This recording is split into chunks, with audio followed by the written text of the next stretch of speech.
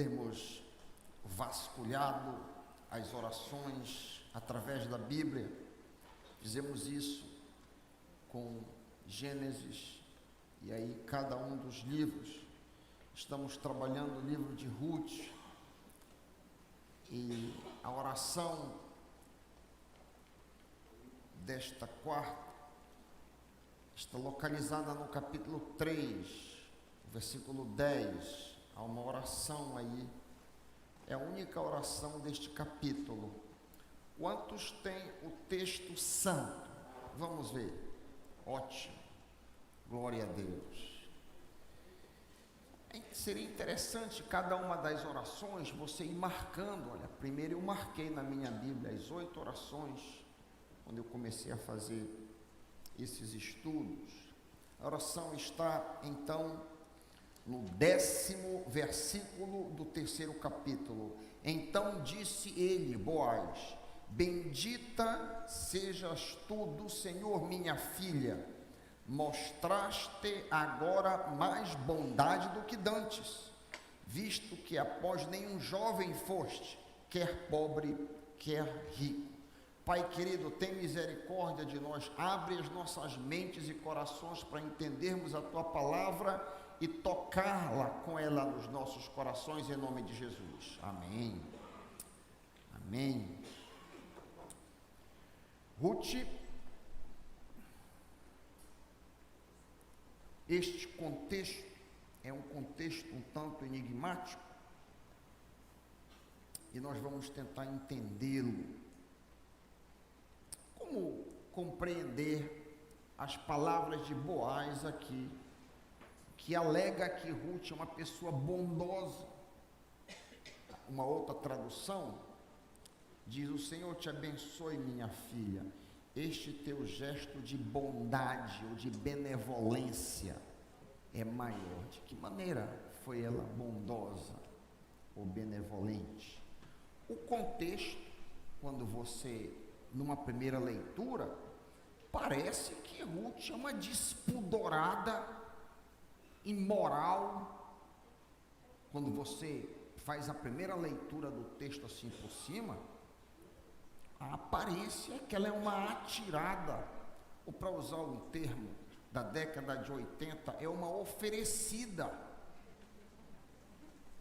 É a primeira aparência do texto do capítulo 3. É ou não é? Seria interessante uma leitura. Eu estou aqui com a versão da NVI, queria que você acompanhasse na sua versão a leitura do capítulo 3, para a gente colocar a oração em contexto, para a gente ter uma noção panorâmica maior. Noemi, a sogra de Ruth, depois que ela volta da colheita, diz: eu vou procurar um lar para ti. Assim que ela abre ali o capítulo 3, versículo 1. Minha filha, eu tenho que procurar um lar seguro para a tua felicidade. Boaz, aquele homem cujas servas você esteve, é nosso parente próximo. Esta noite ele estará limpando cevada na eira. Lave-se, perfume-se, vista a sua melhor roupa e desça à eira. A eira era um local onde o grão era pisado, então jogava-se o grão, uma plataforma gigantesca, geralmente no topo da montanha, que ventava muito, e você então pisava o grão todo, uma plataforma gigantesca, e aí depois que o grão está pisado, os empregados metem a peneira, uma peneira grande, metem e joga para cima. O vento se encarrega de separar o grão da casca, tá certo? Este local em que isto acontecia era a eira, às vezes com áreas cobertas, porque depois que o grão está separado, amontoa-se o grão, e aí então fica aquelas pilhas enormes de grão, e a casca voou. Quando se junta, dá a casca para animais, mas a casca não tem muito valor. Então a eira era esse lugar aí grande, em que a cevada ou o trigo era pisado e depois armazenado. Só para dar uma ideia aí do que você está falando, já que nós não vivemos em um contexto tanto de agricultura como aquele povo. Então, versículo 3, eu estava lendo, versículo 3. Desça, vá para a eira, parte B do versículo, mas não deixe que ele perceba você até que tenha comido e bebido. 4. Quando ele, Boaz, dormir, note bem o lugar em que ele se deitar. Então vá, descubra os pés dele e deite-se. Ele lhe dirá o que fazer. Respondeu Ruth: farei tudo o que você está me dizendo. Então ela, Ruth, desceu para a eira e fez tudo o que sua sogra lhe tinha recomendado. Quando Boaz terminou de comer e beber, ficou alegre e foi deitar-se perto de um monte de grãos. Ruth aproximou-se sem ser notada, descobriu os pés dele e deitou-se. No meio da noite, lembre, isso aqui não tinha luz elétrica, não tinha nada, era escuridão total, preto. No meio da noite, o homem acordou de repente. Ele se virou e assustou-se ao ver uma mulher deitada a seus pés. Quem é você? Perguntou ele. Sou sua serva Ruth, disse ela. Estenda a sua capa sobre a sua serva, pois o Senhor é resgatador. Boaz lhe respondeu: o Senhor te abençoe, minha filha. Está aqui a oração. Este seu gesto de bondade é ainda maior do que o primeiro, pois você poderia ter ido atrás de homens mais novos, ricos ou pobres. Agora, minha filha, não tenha medo. Farei por você tudo o que me pedir. Todos os meus concidadãos sabem que você é mulher virtuosa. É verdade que eu sou resgatador, mas há um outro que é parente mais próximo do que eu. Passe a noite aqui, de manhã veremos. Se ele quiser resgatá-la, muito bem, que resgate. Se não quiser, juro pelo nome do Senhor que eu a resgatarei. Deite-se aqui até de manhã. Ela ficou deitada aos pés dele até de manhã, mas levantou-se antes de clarear, a ponto de alguém poder ser reconhecido. Boaz pensou: ninguém deve saber que esta mulher esteve na eira. Por isso disse: traga-me o manto que você está usando e segure-o. Ela o segurou e Boaz despejou nele 6 medidas de cevada e a pôs sobre os ombros dela. Depois ele voltou para a cidade. Quando Ruth voltou à sua sogra, a sua sogra lhe perguntou: como foi, minha filha? Está curiosa, como foi a noite lá na eira com Boaz? Ruth lhe contou tudo o que Boaz lhe tinha feito e acrescentou: ele me deu estas 6 medidas de cevada, dizendo: não volte para sua sogra de mãos vazias. Disse então Noemi, a velha disse: espere, minha filha, até saber o que acontecerá. Sem dúvida aquele homem não descansará, enquanto não resolver esta questão hoje mesmo. Aqui entra uma questão de particularidade cultural. A Bíblia tem aspectos culturais embutidos dentro dela, e se nós não atentarmos para esses aspectos culturais, nós corremos o risco de interpretá-la erradamente. Como eu comecei dizendo, nós podemos lançar dúvidas sobre o caráter de Ruth quando nós lemos esse texto assim de uma maneira superficial. Existem N questões culturais na Bíblia. Por exemplo, vou dar 2 exemplos culturais na Bíblia.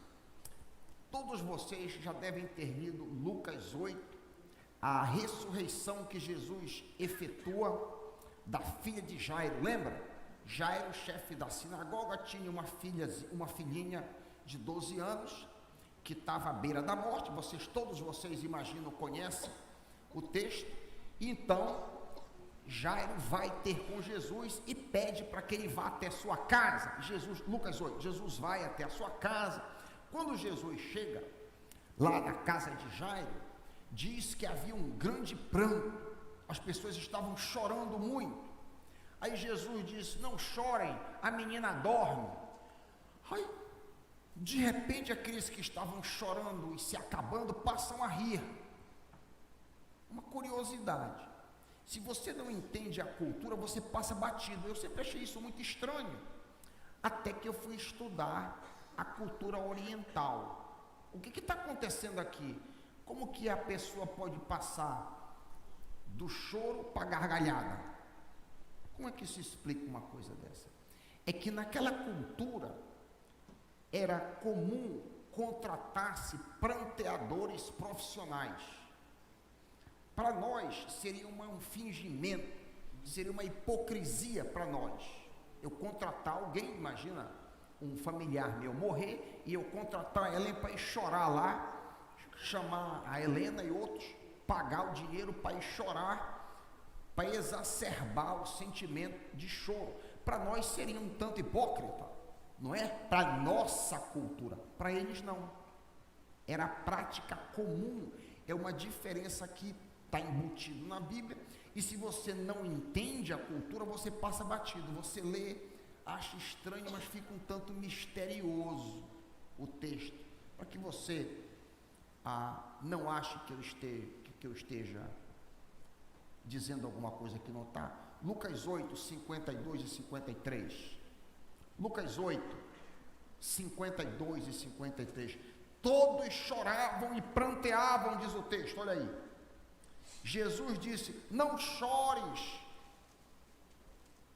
ela não está morta, mas dorme. E riam-se dele, sabendo que estava morta. É na mesma sequência.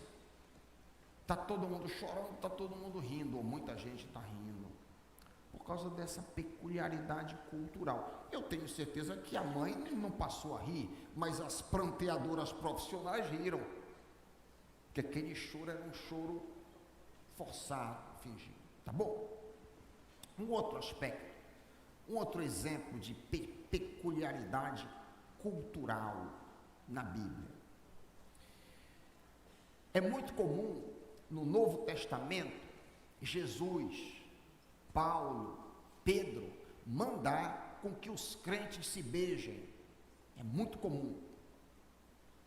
Por exemplo, Jesus reclama em Lucas 7,45, porque o anfitrião que convidou para a festa não beijou. Jesus diz lá em Lucas 7,45, tu não me deste ósculo, mas esta prostituta, desde que entrou, não tem cessado de me beijar os pés. Um exemplo. Um outro exemplo, Paulo comanda que as pessoas se saudem com beijos, como lemos, por exemplo, em 1 Coríntios 16, 20, 2 Coríntios 13, 12, 1 Tessalonicenses 5, 26, saudai a todos com ósculo santo. E está cheio disso. Um outro exemplo, Pedro, em 1 Pedro 5,14, manda beijar também. Saudai-vos uns aos outros com ósculo de amor. Isso aqui é uma coisa cultural daquele tempo, naquele contexto. E eu já vi pregador mandando, agora vamos cumprir isso aqui, meus irmãos, vamos beijar. Isso é cultural. No nosso país, na nossa cultura, é muito mais comum a saudação com um aperto de mão ou um abraço. Entre as mulheres é mais comum, e às vezes quando você é mais próximo da pessoa, dá 2 beijos. Isso aqui é um comando aqui cultural. Isso varia de cultura para cultura. Por exemplo, entre japoneses é muito comum a saudação, a pessoa se curvar diante do outro. Na cultura maori, na Nova Zelândia, pressiona-se a testa e o nariz contra o outro, é a saudação.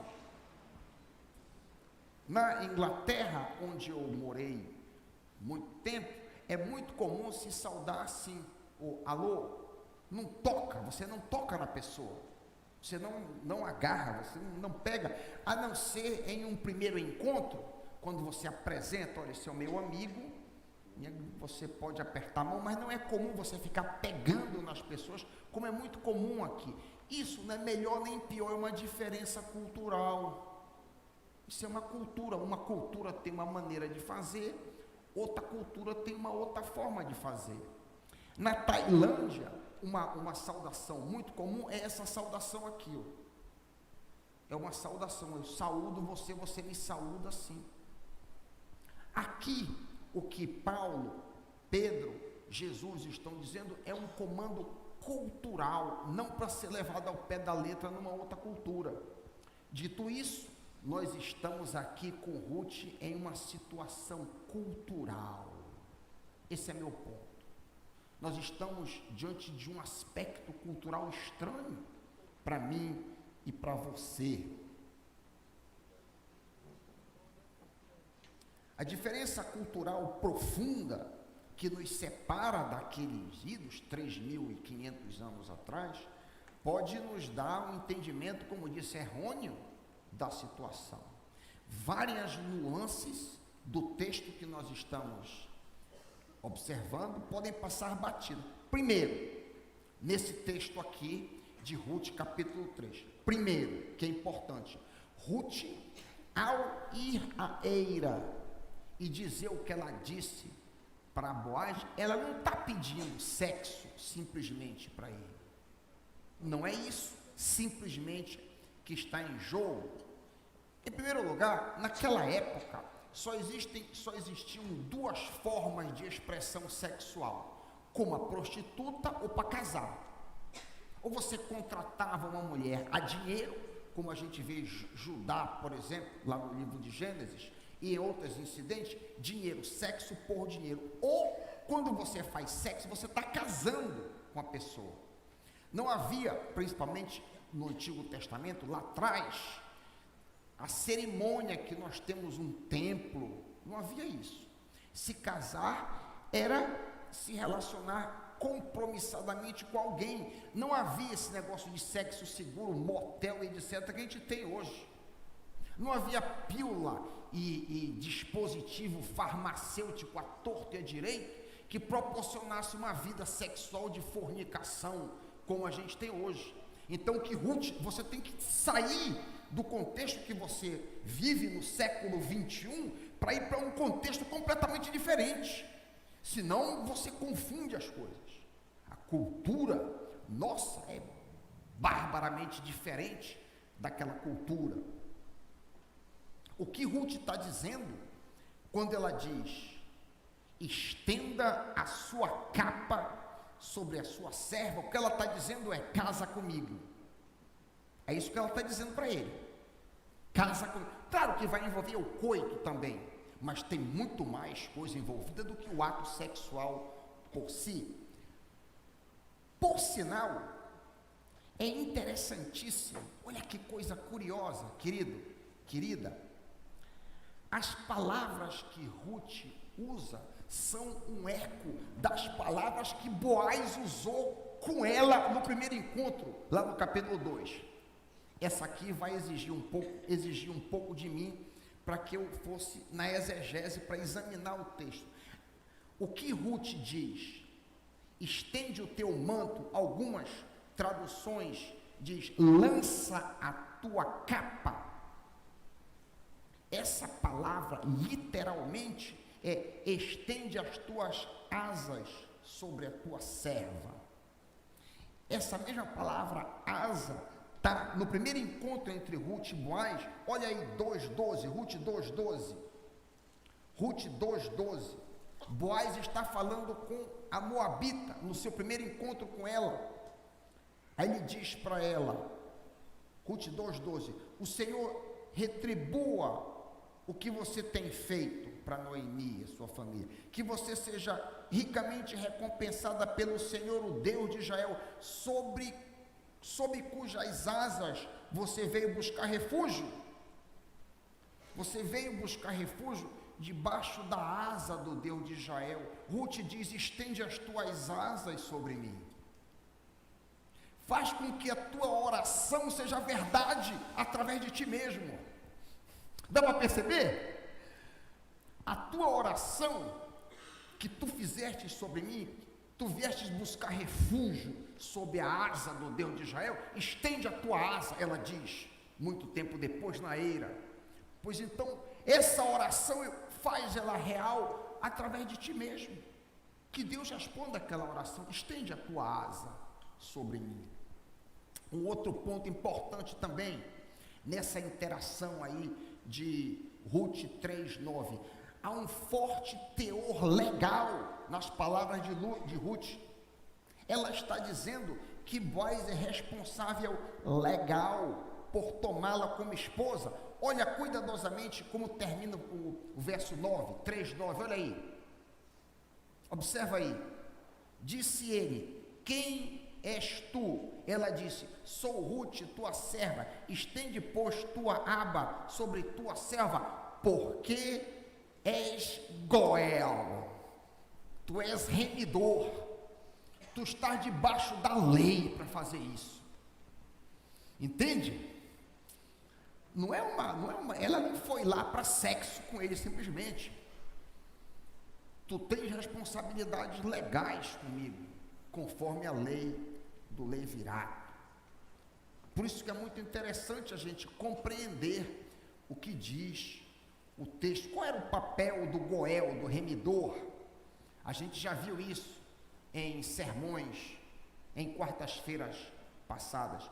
O Goel, o remidor, tinha a responsabilidade, por exemplo, de vingar o sangue de um relativo. Um relativo que foi assassinado erradamente, o Goel era responsável por vingar o sangue dele. Não havia tanta polícia e exército como há hoje. O Goel, o remedor, o redentor, era responsável. Ele era responsável também por adquirir patrimônio de algum familiar que estava vendendo em momento de necessidade. E é justamente isso que Boaz faz. Quer ver? Olha aí o versículo 4. Olha aí o versículo 4, o capítulo 4, desculpa. Capítulo 4, exatamente a expectativa do remidor. Boaz, desenvolve o papel que se esperava dele. Ruth 4, a partir do 1. Enquanto isso, Boaz subiu à porta da cidade, onde se fazia transações legais, comerciais, etc. E sentou-se ali, exatamente quando o resgatador que ele havia mencionado estava passando. Quando Ruth esteve com Boaz na noite anterior, ele disse: eu sou resgatador, mas tem um parente mais próximo. E esse parente mais próximo, a Midrash judaica, que são os escritos judaicos, dizem que esse homem mais próximo era irmão de Elimeleque, ex-sogro de Ruth, que havia morrido. Esse homem aqui que Boaz diz: ei, tu, vem cá. Meu amigo, venha cá, sente-se. Este homem, que a Bíblia não diz quem é, foi e sentou-se. Boaz reuniu 10 líderes da cidade e disse: sentem-se aqui. E eles se sentaram.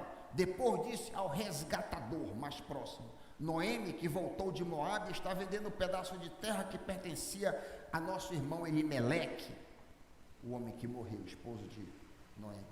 Pensei que devia trazer o assunto para a tua consideração e sugerir-lhe que o adquira na presença destes que aqui estão sentados e na presença dos líderes do meu povo. Se queres resgatar esta propriedade, resgate-a. Se não, diga-me, para que eu saiba. Pois ninguém tem esse direito, a não ser você e depois eu. Boaz era um parente mais afastado, um primo, ou alguém mais distante. Aí o resgatador, cujo nome não é dito, diz: eu a resgatarei, respondeu ele. Boaz disse: porém, no dia que você adquirir as terras de Noemi e da Moabita Ruth, estará adquirindo também a viúva do falecido, para manter o nome dele em sua herança. Diante disso, o resgatador respondeu: neste caso não poderei resgatá-la, pois porei em risco a minha propriedade. Resgate a você mesmo, eu não poderei fazê-lo. Porque ele não quis. Ele queria só comprar a terra, mas ele não queria Ruth como esposa. Por que ele não quis isso aí? Porque um filho com ela não seria dele, seria do homem que morreu, ia dividir a herança dele. Então, não, eu não quero isso. Mesquinho, mais preocupado com as coisas desta vida do que cumprir a lei de Deus. Uma grande lição para mim e para você aqui. mais interessado em riquezas, mais interessado em patrimônio, mais interessado em adquirir recursos, ter mais do que cumprir o que mandava a lei do levirato, que era para suscitar um descendente para aquele que havia morrido. Não, se é para ter Ruth também, eu não quero que vai colocar em risco os bens que eu tenho. Mas Boaz é mais nobre. Boaz, pois muito bem, eu coloco em risco, e aqui eu estou parafraseando, eu coloco a minha propriedade em risco e vou cumprir o que manda a lei de Deus.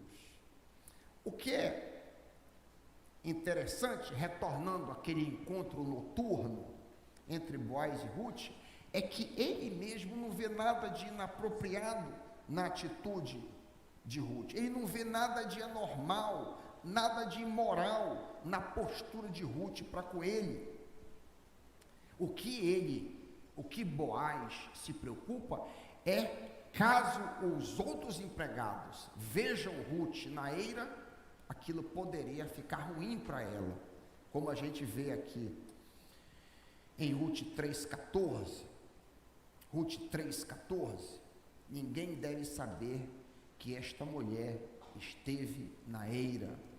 O ato, repito, o ato de Ruth vir até o armazém ou a eira pode ser mal interpretado pelos outros empregados, mas Boaz em nada duvida do seu caráter. Tanto isso é verdade, que em 3:11, na parte final do 11, ele diz: você é mulher virtuosa. Olha aí, 3:11. Todos os meus concidadãos sabem que você é mulher virtuosa.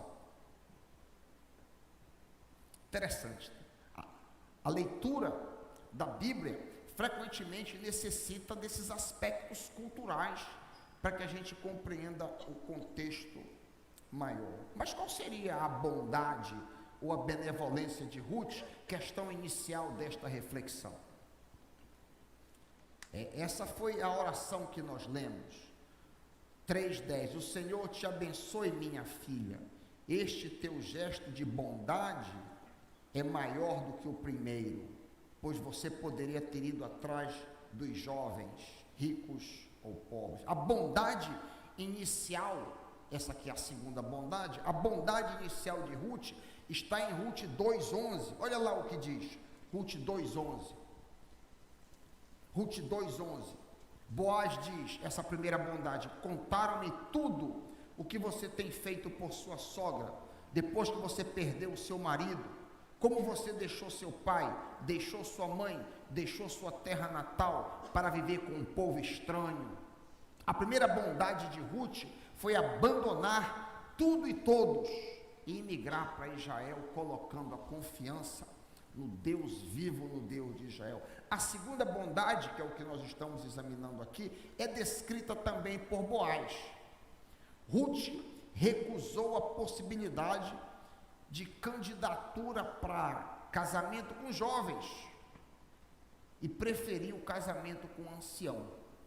Sabemos que Boaz é muito mais velho do que Ruth, porque Boaz usa a mesma palavra biti que Noemi usa.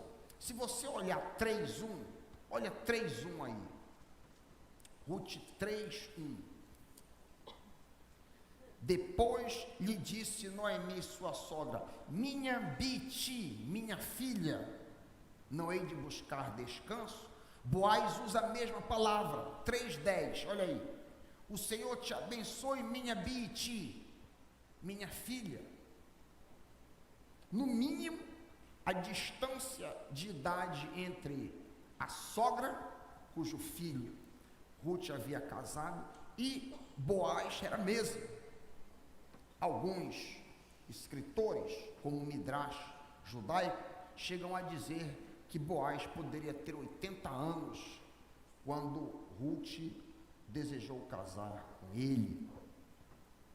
Muito provavelmente Ruth teria que arcar com o custo de uma nova viuvez ao abraçar Boaz como seu esposo. Boaz era um ancião, enquanto Ruth era uma jovem na flor da idade. Boaz está dizendo que Ruth está colocando os interesses da família do seu falecido esposo acima da sua própria felicidade, pois um jovem marido, se ela resolvesse casar com um rapaz, seria uma longa companhia nos anos à frente. E, adicionalmente, caso Boaz tivesse um filho com ela, o filho não seria dele, mas seria filho de Malom e herdeiro junto com os possíveis outros filhos que Boaz já tinha. Ruth não busca apenas seus próprios interesses, mas busca seguir a lei de Deus. Ruth seguiria o Redentor, o Goel, assim como nós devemos buscar seguir a lei do Senhor, casando com o nosso Redentor, Jesus Cristo, e não buscando os nossos próprios ídolos deste mundo. Nossa fidelidade a Jesus deve ser suprema.